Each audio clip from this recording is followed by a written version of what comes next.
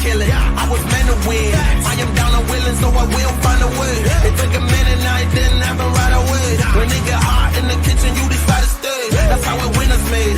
Stick a fork in the hater on my dinner plate. I walk into the fire like it's just a bit. What is going on, everybody? Welcome to the Clydesdale Media Podcast. My name is Scott Switch. I'm the Clydesdale, and I'm so pumped to have with me today Arielle Loewen, my friend, that we get to catch up a little bit after about 6 months. And you're my first interview back from what I've been going through health-wise, and you're the person that will ease me into this. I know it. So I'm leaning on you as much as you'll be leaning on me. I love it. Thanks for having me, Scott. To brag on Scott, you were in the hospital this morning, correct? I was. And he's still out here grinding. Glad you're here. I am. I just wanted to get back to normal as quickly as possible. And I am so stoked to be back.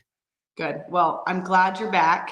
I know we were supposed to connect a little bit ago, but all that scary stuff went down. So hoping for it's just smooth sailing from here for you. Yeah, me too. And I think this has been going on for a couple years. So I think like this is actually going to help a lot of things in my life now that this is fixed. Okay. So that like bright light at the end of this tunnel is very, very enticing. And I want to thank everybody for the prayers. You know, God helped me through this. We talked a lot. God and I talked a lot today. I'm glad I made it through and super quick, super easy. And yeah, everything went super well. The bright light at the end of the tunnel. What is that for you? What could you see? Back to being like fit again, being able to do all the things I love, especially around this media company, being able to like run from event to event, being able to move and groove with everything. That's what I want to get back to. Okay. So you already have goals. Oh yeah.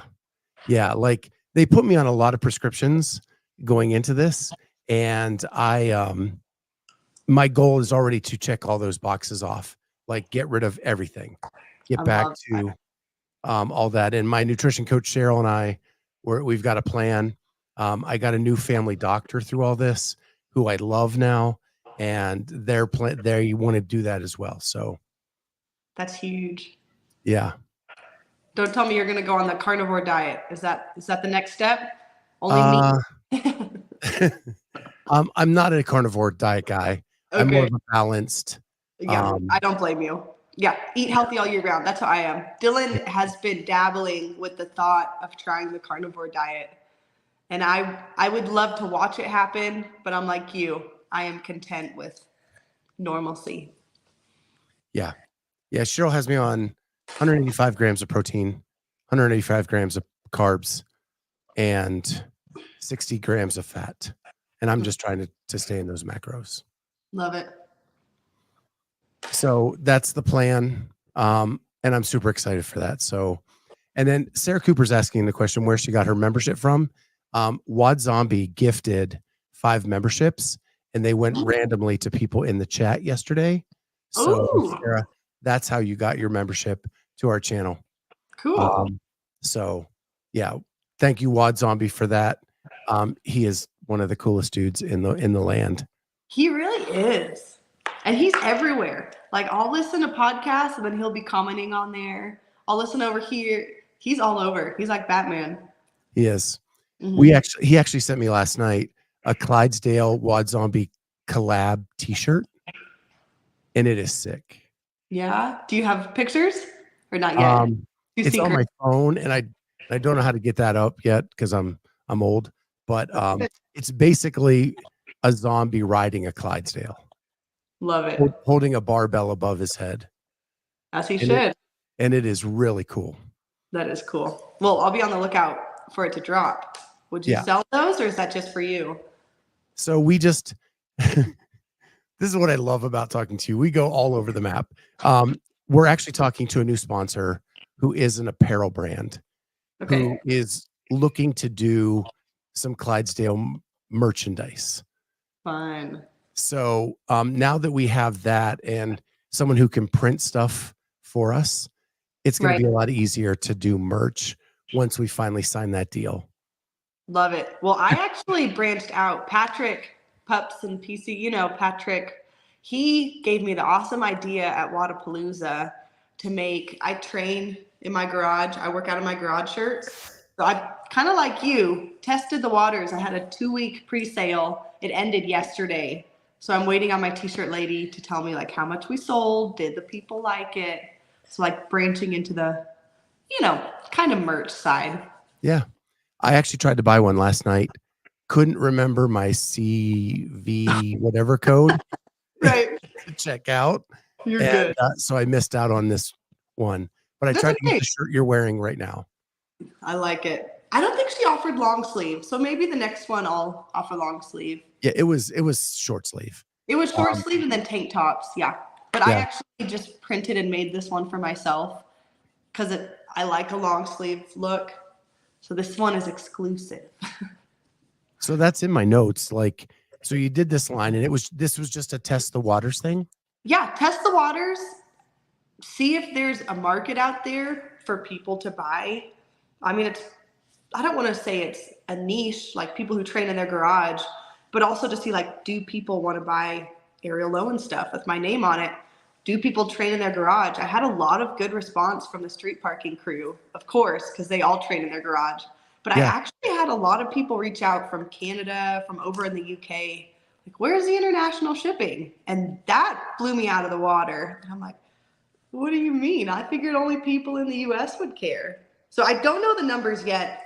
I'm hoping, like I felt goofy. The lady who I got to make them doesn't really know much. So she's like, wait, you wanted to say I train in my garage and that's it?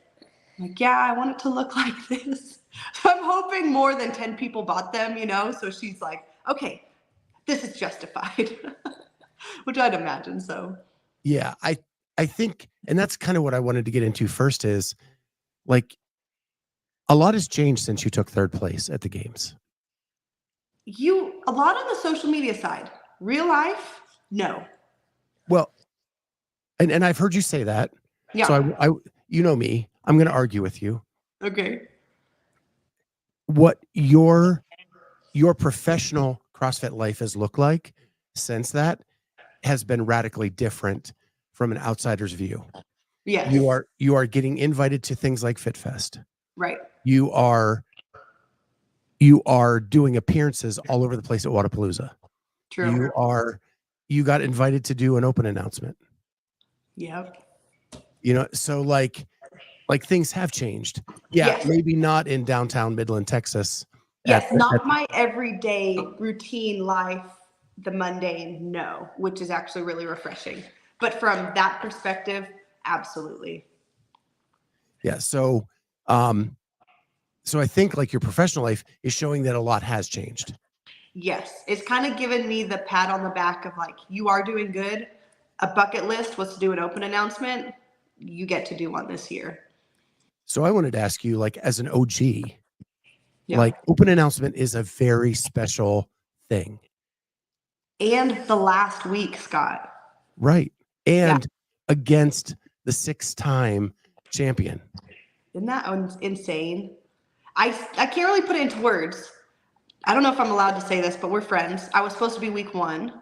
And then I got phone calls happened. Something got moved around. And I was literally training in my garage. I work out in my garage. And I get a call from them. And they're like, hey, things got moved around. You don't have to say yes or no. Would you be open to the final week of the open? Bad news is you're going against Tia. Like, you don't have to if you don't want to, kind of parading it. And I was like, yes. You don't have to tell me anymore. Final week of the open, honor. I mean, as an OG, I still remember seeing the thruster burpee open announcement with Froning, Annie, Sam Briggs. They save the legends for last. So to get asked to do the final week and then to get asked to go against Tia head to head, just me and her. It's a little hard to put into words because that's one thing I've expressed to Dylan is I have certain bucket list things. Like the next bucket list thing would be to have the leader's jersey at the games, to do an open announcement, to podium at the games. So I had all these what I thought were ridiculous bucket lists. And it's like God is just like, oh, You want to do an open announcement? Cool. You get to do the best one against the best person in the history of the sport. It is just all of these things are like, how? Like, I can't even put it into words. So I remember a conversation with you where you were lining up for Elevated Elizabeth. Yep. And you asked people to get your picture with all these. Because I was in between. You. Yeah, I was in between Tia Toomey and Laura Horvath. I'm like, when will this ever happen again? I hope somebody gets a picture of it. Absolutely. And now, 2 years later, you're going head to head with Tia Toomey. And people are asking where it's going to be. It's at the new Proven headquarters. Okay. I wasn't sure if they released that yet or not. Yeah, they have. Well, Barbell Spin has at least. So he got the information somewhere. And so I'll just give him credit that he has released that it will be at Proven headquarters. Cool. Yeah. So now I'm going to be on her home turf. But it's a win-win situation. If I lose, who cares? It's Tia. If I win, I get to go home with a golden barbell and an amount of respect but if I lose, who cares? It's Tia, you know? Yeah. So I don't have any. I think I'd be more nervous to do the first week because like-minded people were on the same level. Whereas the last week, it's like, I have nothing to lose. I could send it and do well. I could send it, do bad. I just get the opportunity.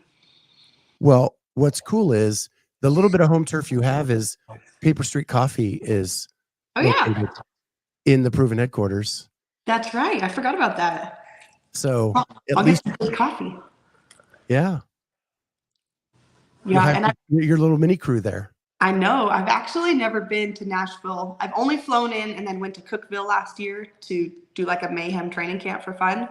I've never been in the city of Nashville and eaten there, experienced it. So I'm excited.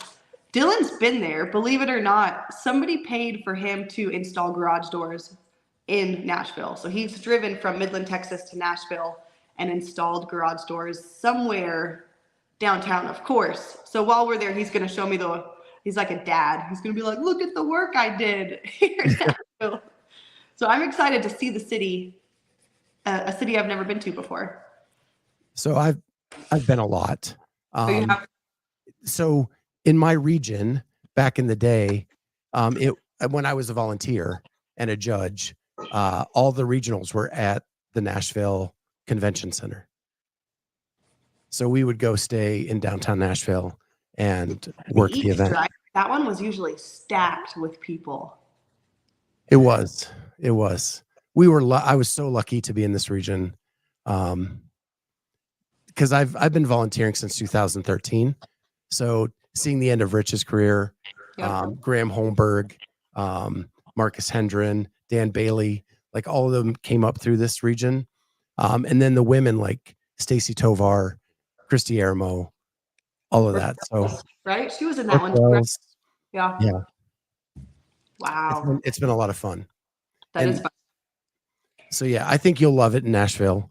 It's a crowded city. It's a lot of construction, but when you get to things, it's really cool.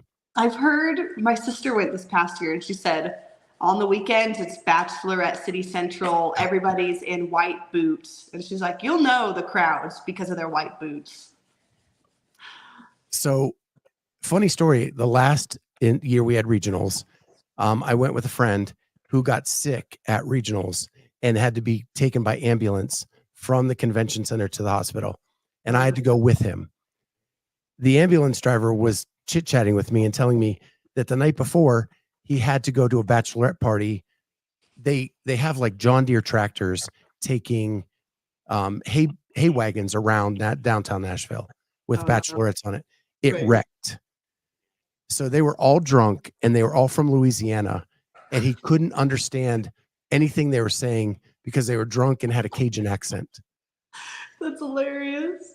I mean, not in the moment, I'm sure, but that's so funny. Yeah. So it is Bachelorette Central. And that was really funny. But so you get to do that. And the opportunity for this golden barbell is super cool too. That they're actually putting a significance on winning these events. And you know me, I'm a sucker for anything I could put in my garage. So when they said a golden barbell, I was like, I know exactly where I want to put it in the home gym, in the garage. So honestly, as goofy as it is, I would rather go home with the golden barbell. Like, I'd have more pride with that barbell than I would of beating Tia, because I'd get to look at it every day right in the center of the wall of the gym. But we'll see. I'll have to think about that barbell when I'm mid-pain cave and dying. So last I heard, you had not hung the medal yet. No, we actually have it actually beautiful on display. Do you want to see it? Okay. Kind of beautiful on display. We'll see. We'll let you guys decide. We have like a shrine wall. This is a plate. When we first went to the games, we had all the athletes sign. Rogue belt buckles they give us every year. My favorite picture. And then this is just where all the good stuff is. The flag I wore at the games. Elevating to Elizabeth. Then I have just the third place medal here. This is third place from semifinals. But we don't really have anywhere special we want to hang it. Now I have so much good stuff. I'm like, I don't know where to put this. But I do have on our dining table, I feel like it fits perfect. If y'all can see it, the third place belt. That's with where it belongs in the middle. Yeah, with a lion. It fits. Like Your house is gorgeous, by the way. Thank you. You guys did such a good job. Thank you. We love it, as you can imagine. But now the next thing. Have you seen the next thing? The new gym? Yes. The shop? Yeah. I have that to get to. Yeah. Yeah. Yeah, we'll get to that. But the medal has not been hung up yet, but it has a place. Yeah. I would you ever do like a shadow box with maybe like a jersey? I need to. They gave me a third place that I wore on the podium. I think it'd be perfect to have that with the medal. Yeah. Yeah, I've seen a lot of those. I have two. That's something I would love to give to my mom and say, like, thank you, I want this for Christmas. And then she could handle it. Maybe for Christmas, I'll get that shadow box. There you go. Yeah. So Judy Reed's asking, sorry, my mouse is, there we go. I thought Dylan wasn't letting her hang anything else in the garage. He will let me hang that. I'll make that clear.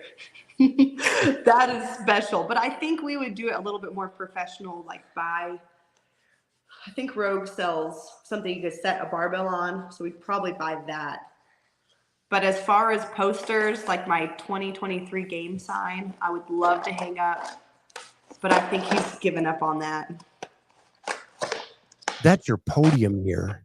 Like I would think that should take the place of one of the other ones.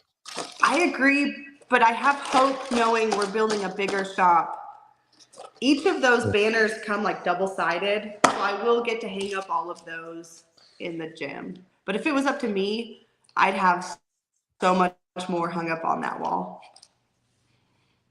Denise Moore asks, would you actually use the golden barbell?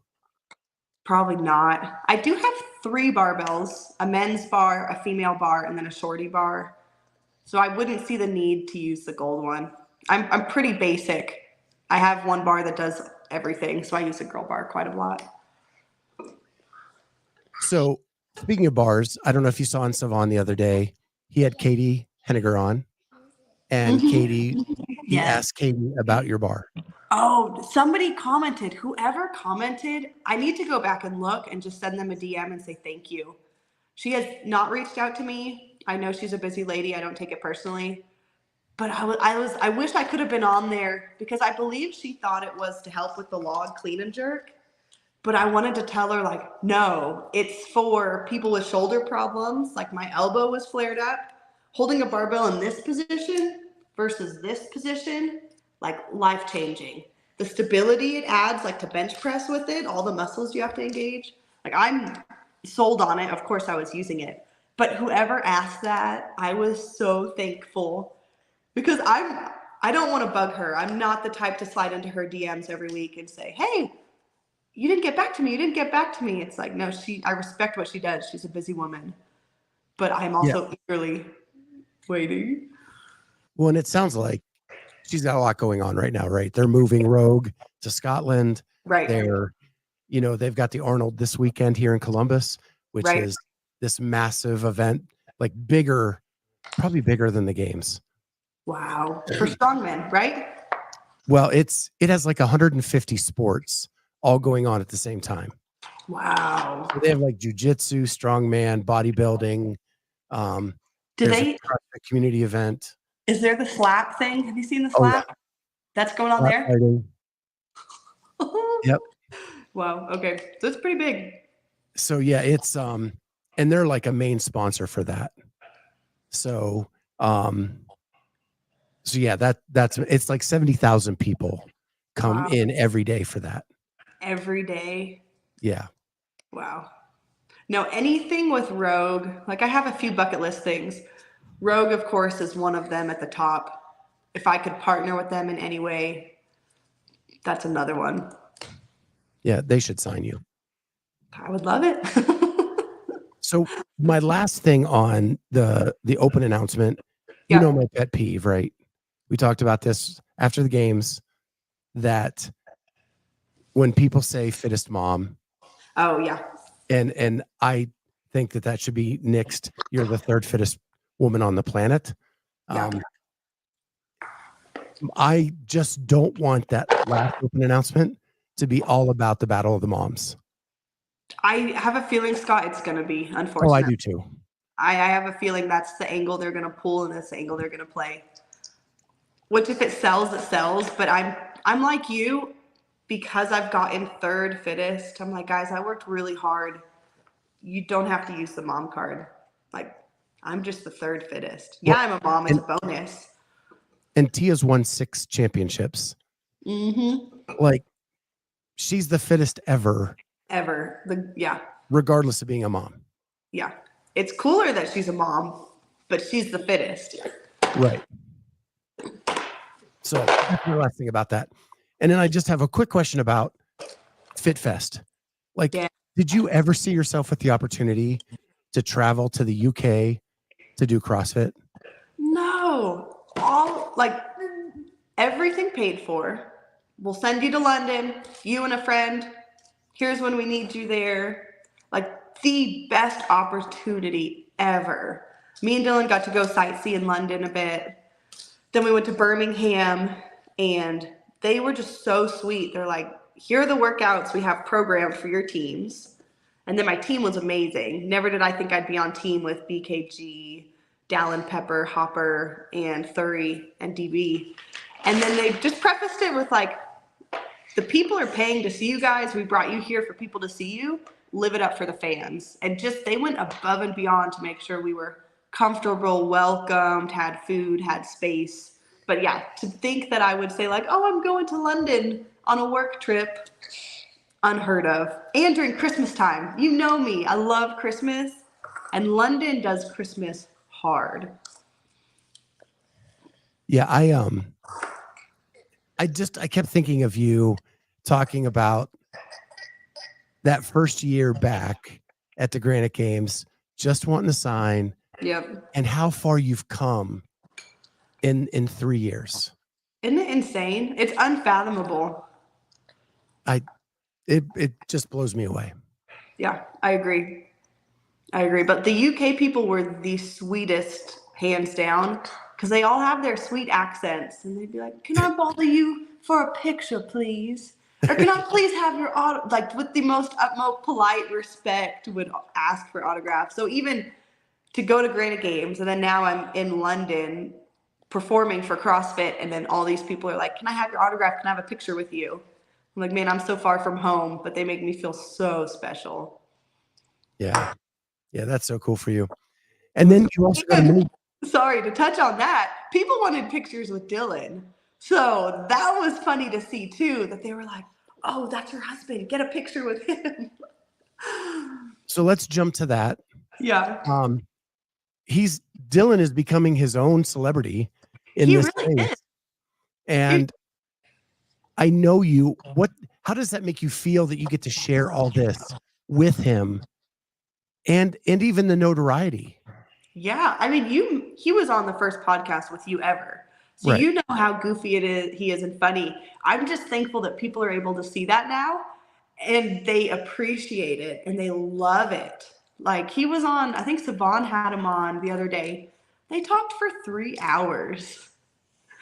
And I'm just like, I get it because I'm his wife and I love talking to him. But for another person, kind of non-biased, to just be like, what a good dude. I love talking to him was awesome. I love it because he is part of the reason of my success and people are able to see like what he brings to the table for me. Yeah. He's just one of the nicest guys ever. Like And every time I goofy. see him, it's such a, and he's so genuine. He's always himself, Right. right? He doesn't try to be anything else but who he is. Right. And people love that. Like his goofiness, and I'm picking up on it.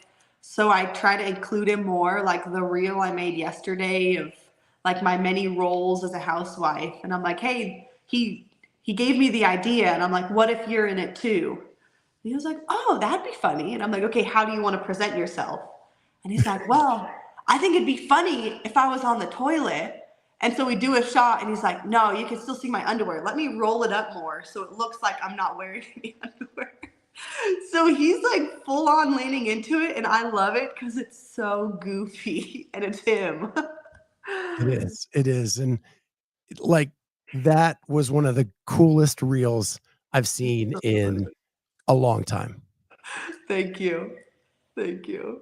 And so creative. And the Thank fact that you you. get to do that together and Yeah. everybody knows who Dylan is, Yeah. has to make it all that much better. It does. And as goofy as it is, it's building a brand of like, hey, we're a team. We win together. We live together. This is what our life looks like. On Instagram, people love that. But in real life, like that is what it is too. Like I had someone, I've been getting a lot of, the more I'm growing, the more comments you get, of course. And I had one comment like, you do everything in the house. It's 2024, like time to step up. And I was like, no. He works hard. He owns a business. And I get to stay home and sleep in and take care of the house. Like we have 2 different roles and that is okay. Amy Labarge says, we love Dylan. I love his silliness and he loves you so much. He's so sweet. That is one thing. People can see the love and I mean, I feel the love every day. So it's super sweet. I love AB.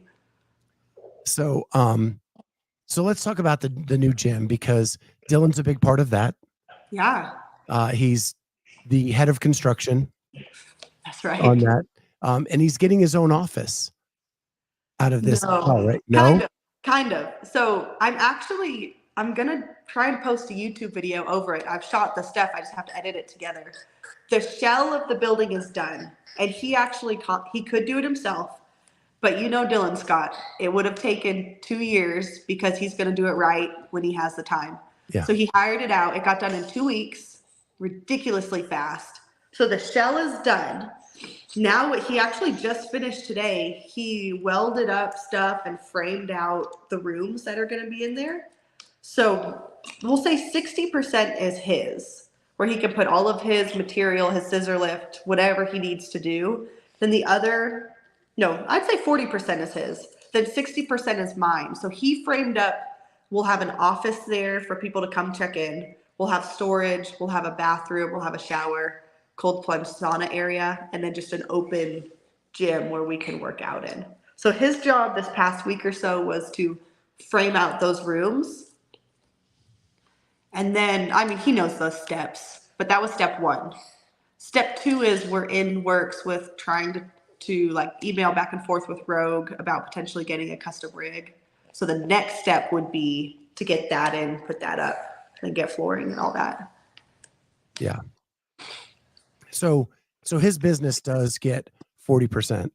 Yes, and he absolutely needs it. If I showed you, we have 3-car garage. One is the gym, you guys know that. One is where my car parks, and then the other is where he stores all of his garage doors. And there would be days, it would be piled to the ceiling, and he would come in angry. Like he never cusses, but he would just come in and like, I'm trying to run a business and I can't even store any of my stuff. How am I supposed to be successful? So he'd have a stack of garage doors.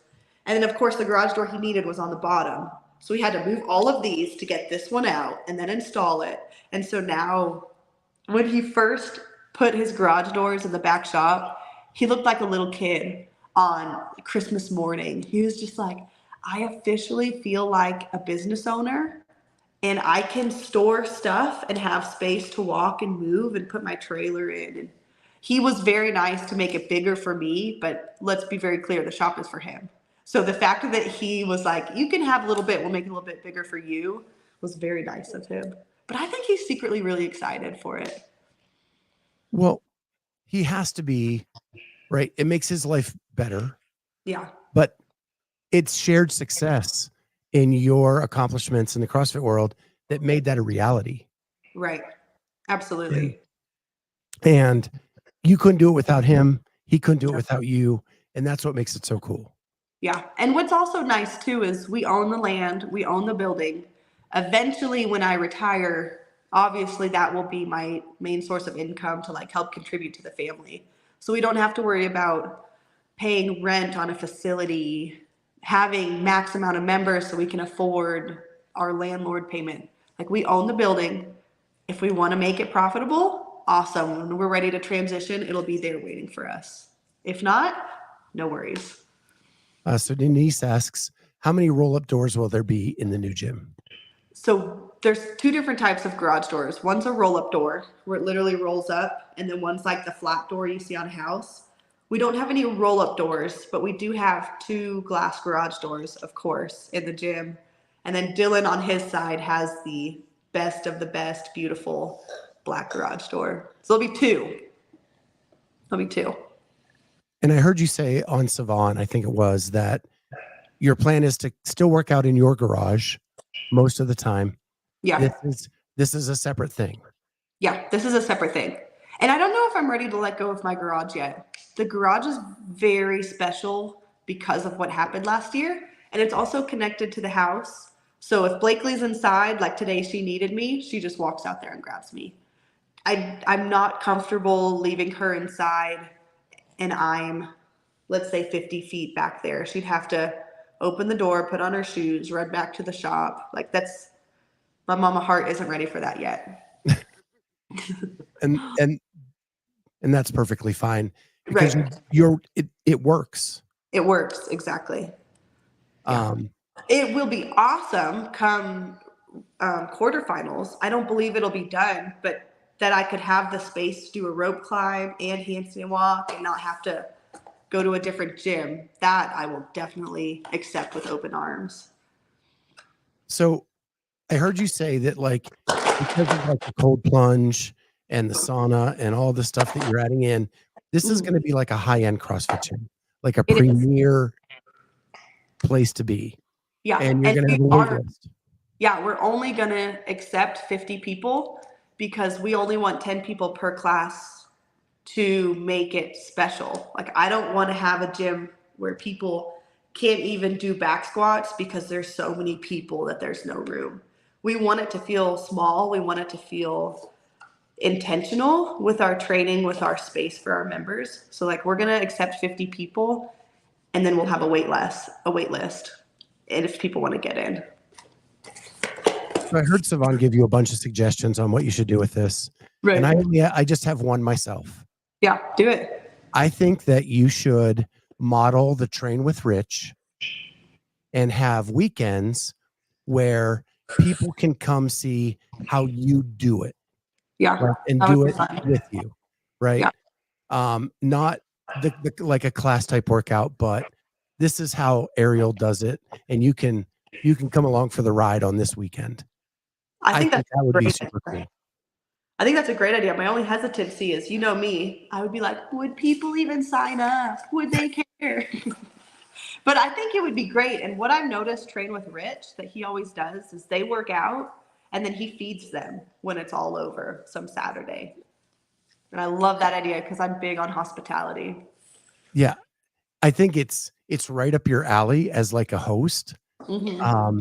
And it also gives people like Judy who said, Yes, my husband already said he'd send me to a train with Arielle. That'd be awesome. So I already have one person, so I can't say nobody would come. Right. Right. You know you have one. I have one. How cool is that? We do want to do a soft opening. So ideally, we would love to have it done come June and July. So like Ricky Garrard, we've already had a conversation with him. Hey, you want to come acclimate to the Texas heat? Nobody will be in there but me. It's your own space. We'd love to have a soft opening and give it some respect and be like, hey, this will open up in September, but right now, Ricky Garrard is in here training. This will open up in September for you guys to sign up, but right now, Spiegel said she wanted to come acclimate to the Texas heat. So I think it'd be super cool. So we're kind of hoping it's done so we can welcome all the games athletes with open arms to train and acclimate to Texas in the back home gym. And that was really my next question is, Yeah. in addition to the train with Arielle, like, would you have a train with Arielle with other games athletes, like leading up to a competition? That'd be awesome. It would just be if they're on board. Like, I would hate to be like, Spiegel, I know you've never come before, but let me take advantage of you and charge all these people money to see you. So it'd just be if the other person is open to it. Because I would never want to lose a friendship over like using them.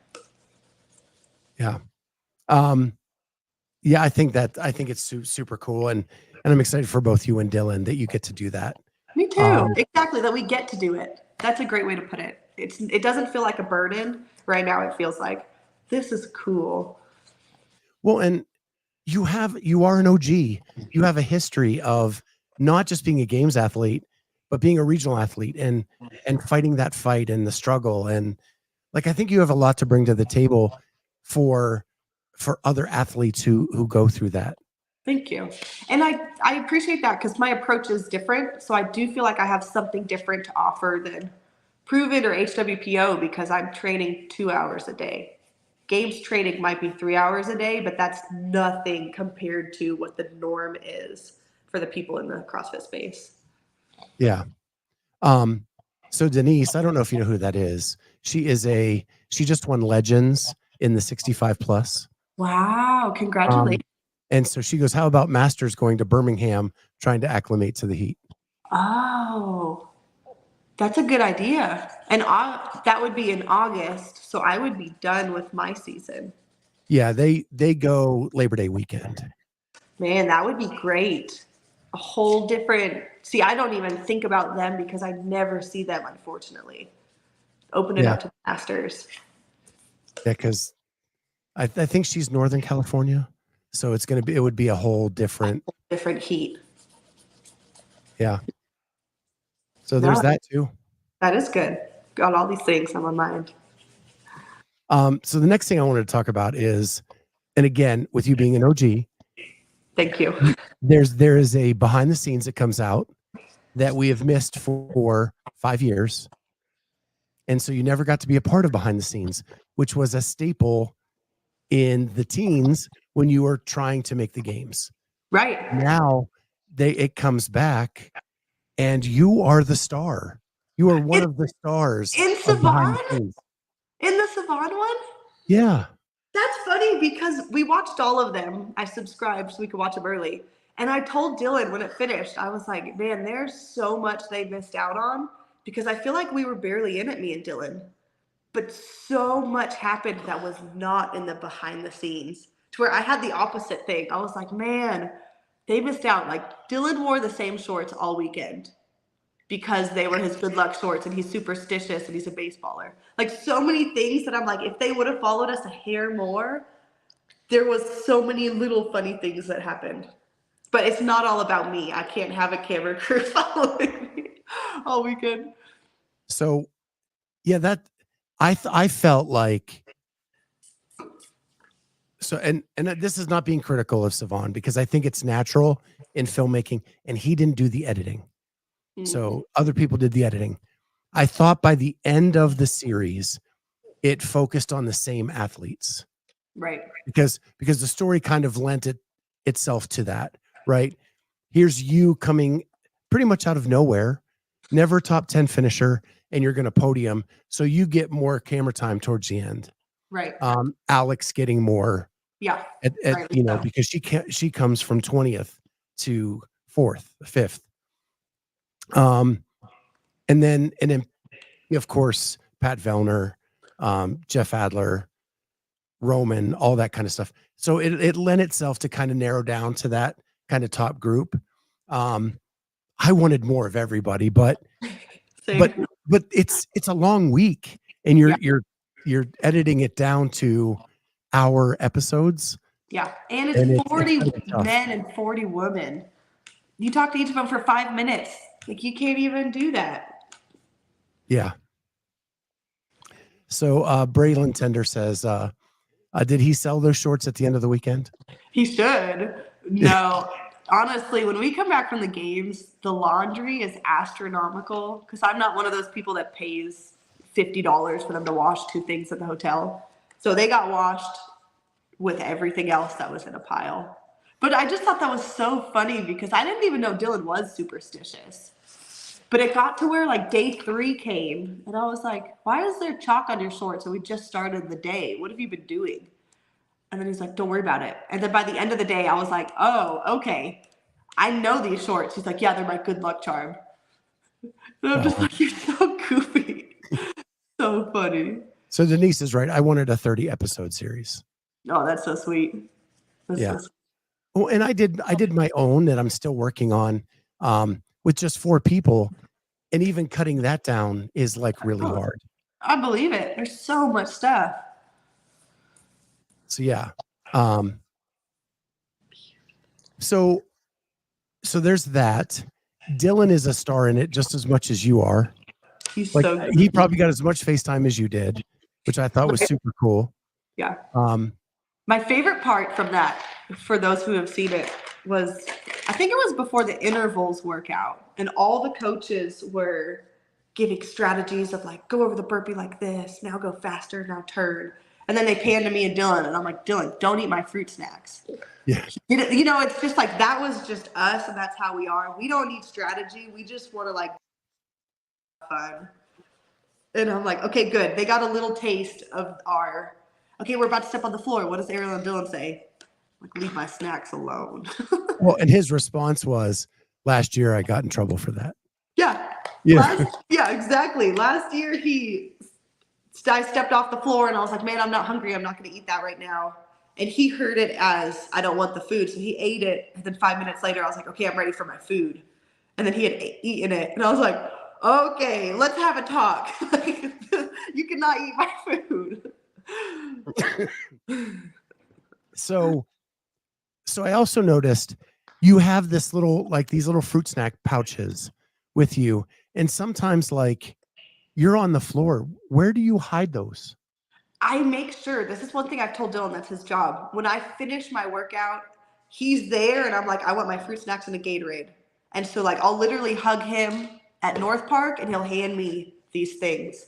And I'll tell you this, I don't eat fruit snacks. I only eat them at competition because I need the quick sugars to recover and get stuff in my system.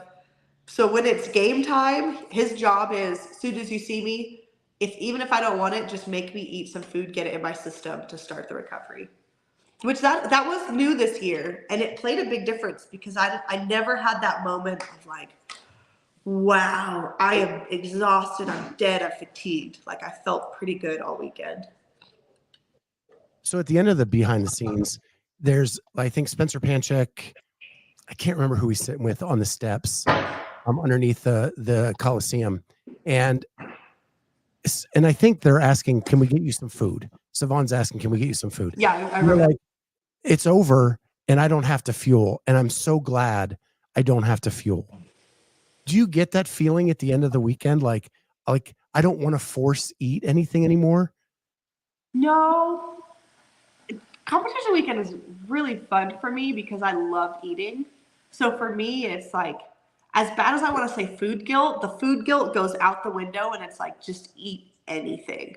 The thing I do enjoy when the games is over is that's usually when I'll introduce more greasy foods like a burger or pizza. So I know by the end of the night I have that to look forward to. But I mean, I will eat and I will always eat. So for me, it's not a gross. If I was eating chicken and rice, Absolutely. Like I see some athletes like Vikowski was eating that, but I know myself. If you tell me to eat that competition, not a chance I'm touching it. I need good food. So I'm eating yummy food all weekend.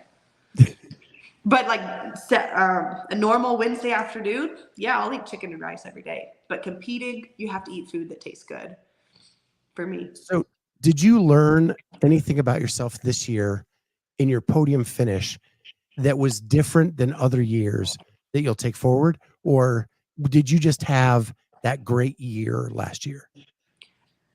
I had a great year last year. So I learned who I need in my corner and who I don't. I learned my training partner Joelle is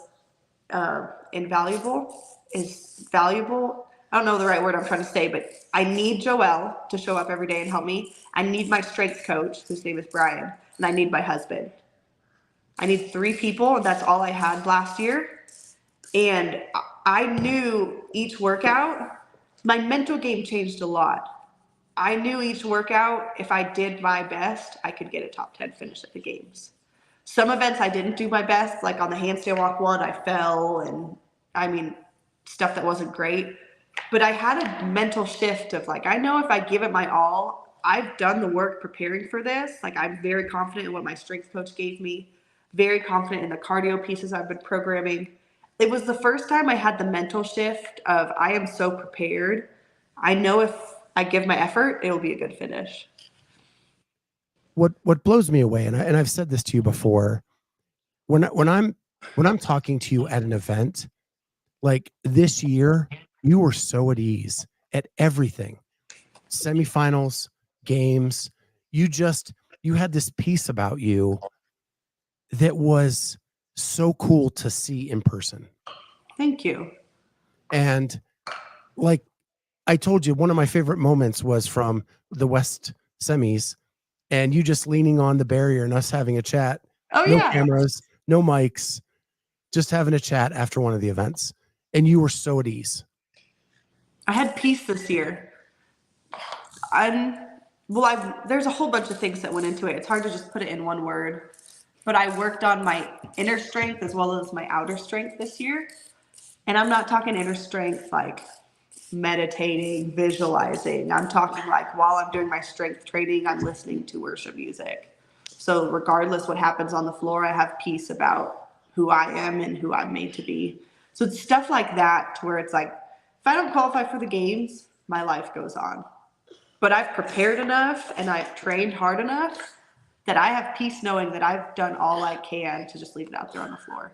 It's hard to put into words, but this year was so special because everything was new in my mental training, my strength coach, Joelle, and I got 3rd place. So like all of the unknowns, it's like it worked. And I'm very confident in all the changes I made. So the last thing I'm going to ask you, and I think I know the answer, there were an unprecedented amount of cameras at the games, like in the warm-up area. Did any of that affect you, or were you just as at peace as when I saw you at different moments during the season? I honestly felt like there weren't that many. As weird as that is, I never felt like they made an effort to come up and talk to me, only a handful of occasions. I tried, if I saw them, to make an effort to talk to them, just to be like super selfish to get my name out there and grow the brand. But I've never been overwhelmed with people wanting to film me. I'll put it that way. I kind of always feel like the underdog who will go out there and work hard. And if I do good in an event, guess what? There's cameras there and they magically want to talk to me. But I'm like, guys, I've been here all week. Do you randomly want to film me the final day when I'm in 3rd place? So no, I didn't feel overwhelmed. And I honestly like that stuff because me and Dylan do have a different approach. And I like to show people that like it's not all serious. It's not all stressful. You can have fun and do this stuff. Yeah, and I love that. It's fun. So we'll see. This year might be different. Now that I got 3rd, I might be like, recall this conversation. Be like, get the cameras away. I cannot imagine that for you. But here's something really interesting, Scott. The Monday before the game, so we have check-in Monday where they give us all of our gear. The game started on, was it Thursday? Wednesday. Monday, they actually, CrossFit themselves pulled me aside for about a 45-minute interview. Just me and the camera talking before the games even started. And it's gold. Dylan was there too. I'm talking about what changed in my season, how expectant I am that this is going to be a good games. And I got emotional like 20 times, told what I changed this past year. So CrossFit has this interview of me somewhere Monday before the game started of me basically being a baby crying about like how great this year was and how thankful I am and how great this games is going to be. And then I go on to have the best games of my career. I don't know where this footage is, but they did make a point to pull me aside and have a one-on-one conversation with me. That was after I saw you and you were uploading Emily's documentary. Do you remember that? Yeah, I do. Yeah. So somewhere out there, there's this amazing video that I would personally love to put on my YouTube, but I don't know who to reach out to. So I think what I was told is there was a third-party documentary crew on site that CrossFit hired that are putting together some kind of documentary that's supposed to be different than what they've done in the past because they hired someone from outside. Interesting. That has not released. I've not heard anything else about it since the games. Interesting. So you think there's still hope for it? I do. My guess is if it's on pace with like the other documentaries, it wouldn't come out until later in the season. Which is interesting because my thoughts were always that they did those after the podium so you could like walk through each event, but this was Monday before. Yeah, again, unless they follow up after and I just randomly expect a phone call. This was a crew that didn't even know about CrossFit. Like they brought in, like you've seen the things on Netflix with like Full Swing with the PGA Tour. Yeah. There's a Formula One thing. Like it's something like that they brought in. A complete. You're telling me, Scott, I could be on Netflix. I don't know where it's planned to go. We were just told in our media intro or orientation that there was going to be a documentary crew walking around and they were third party. Interesting. So I don't know what's come of that or what will come of that because I again have heard nothing since that orientation. That makes me feel better though. It's not just lost in space. It might be used. And I think that Savon filmed some of them doing the work during the behind the scenes. You just don't know that they're the third party documentary. It's just a guy asking questions. Yeah. Whereas you knew Savon, you knew Craig Ritchie, the Buttery Bros. Yeah. Interesting. So, that'd be cool. Yeah. So here's something fun. I haven't talked about fun stuff. Give me a second, Blakely. The open announcement with Tia. The next weekend, I'm doing a competition. Me, Dylan, my husband, and Dylan's cousin. We're called the Average Bros and a Pro. And it's a little local competition. And it's going to be so fun because it's so different from me going from Fit Fest to the games and all that. Like Dylan is working on butterfly chest to bars. There's a workout that has 20 bar muscle ups in it as a team. And we've already said like, okay, we can't do bar muscle ups. Arielle, you're doing all 20 bar muscle ups. So it'll be a very different aspect, but it's with family. So I think it'll be really fun. And I'm really hoping to get some videos of it just because like to do a partner competition with Dylan will be so fun. That would be awesome content for your YouTube channel. Okay, I agree. And so I'm going to try and I need help, but I'm going to try and just do it myself and get somebody in the crowd to film a little bit. But anytime a husband and wife are competing together, you're going to get pure gold at some point during the weekend. Yeah, I agree. And there's going to be we have to max out a 2-rep max hang clean. And so my goal is to do the same weight as Dylan. We'll see what that is. I'll keep you updated. We might have a recap where me and Dylan can come on and tell you about it. But that's the next fun thing I have on the menu. It'll be very serious with Tia, very serious with the open, and then we'll have some fun throwdown here locally. So before I let you go, there's something I have to talk to you about that I saw in another podcast. It was not with you. It was with Emma Carey Okay. on the Mayhem Athlete podcast. Really? I don't know if you've seen it. No, I have not. So in that, she tells a story, and she's very much like trying to find her voice as, and more than just a voice, trying to change her mental attitude to give everything to God. Okay. Okay. And a lot of this podcast is about that, like Yeah. her journey to get there. Right. And she talks about the struggle of that. Yeah. She tells the story that she had always said, like, God is first, God is first. And when she was at the Granite Games, she was going into the last event in first place, and you were like in third or second. We were tied for first, believe it or not. You both are in the corral, and she says that you looked at her, and I think you told me this.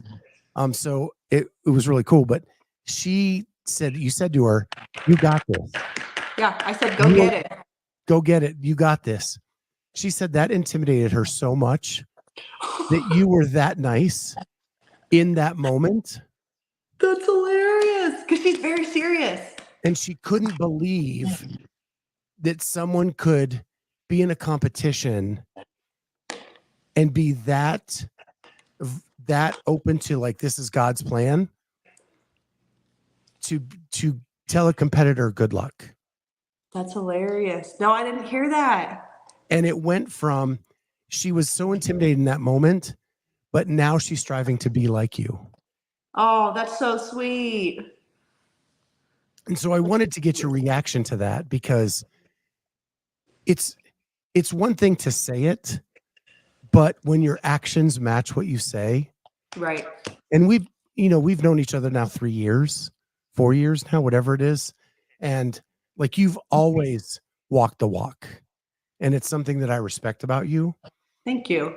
And so I just wanted to get your impressions from that. Because it was really a testament to you and your faith and you walking the walk and how you've impacted another person's life.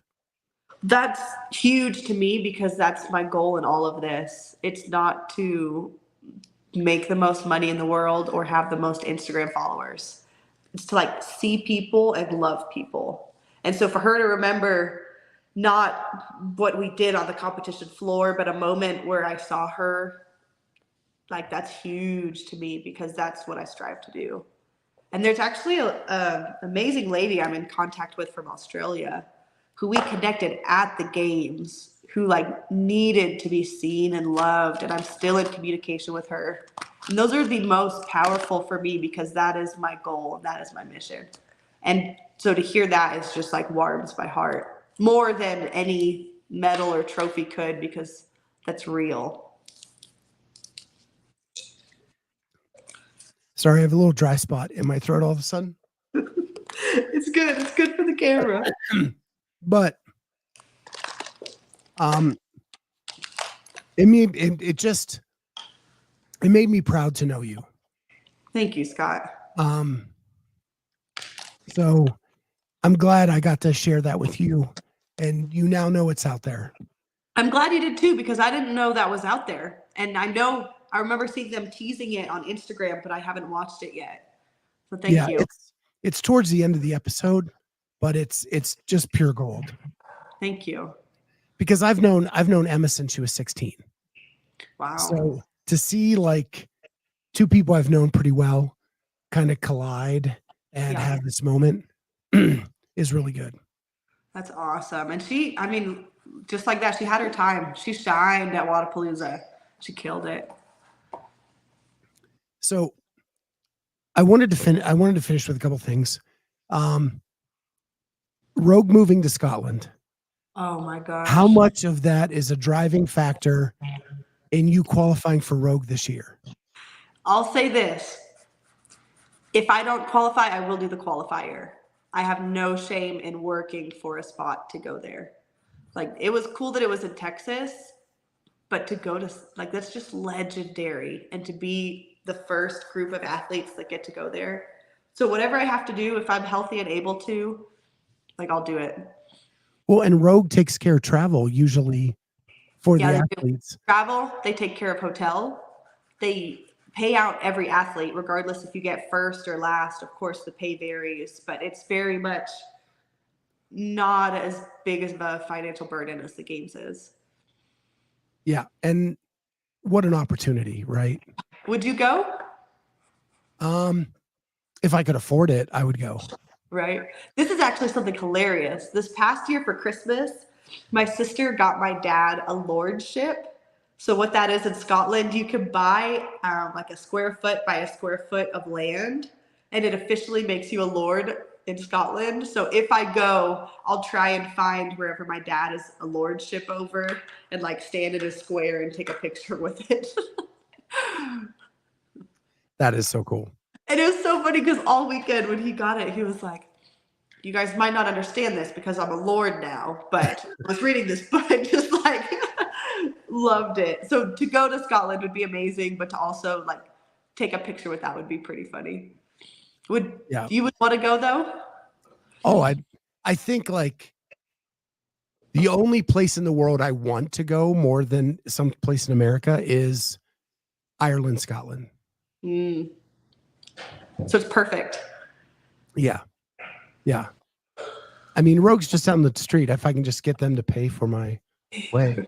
Just jump on the plane with Katie and Bill, Yeah. whatever. Yeah, that easy. Yeah. Well, Man, I've kept you an hour already. I could talk to you forever as always, but I respect your time and we'll save this for another day. Love it. Love But it. I can't wait for this season. I haven't mentioned it yet, but I actually have a new role this spring.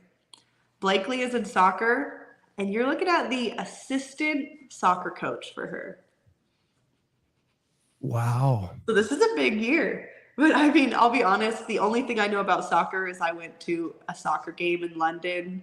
So I know nothing about soccer, but I know how to act and handle 5-year-olds because I have one.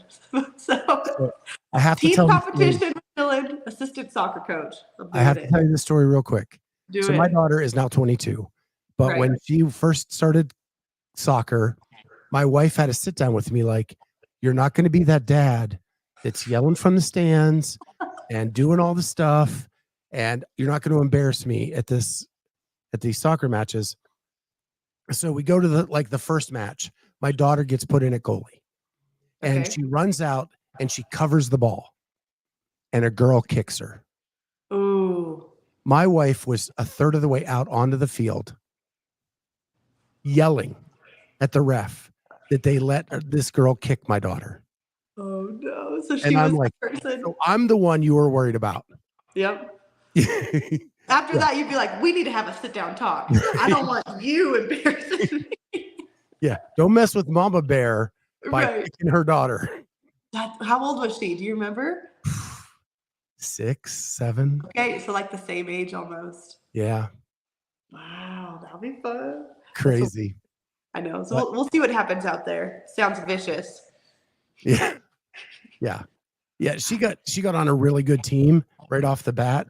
Like they didn't lose a match for 2 years. Wow. But we were very lucky in that. Mm-hmm. But yeah, it got aggressive at times, but we'll let you go. And I can't wait to catch up with you this season. And we will see everybody next time on Clydesdale Media Podcast.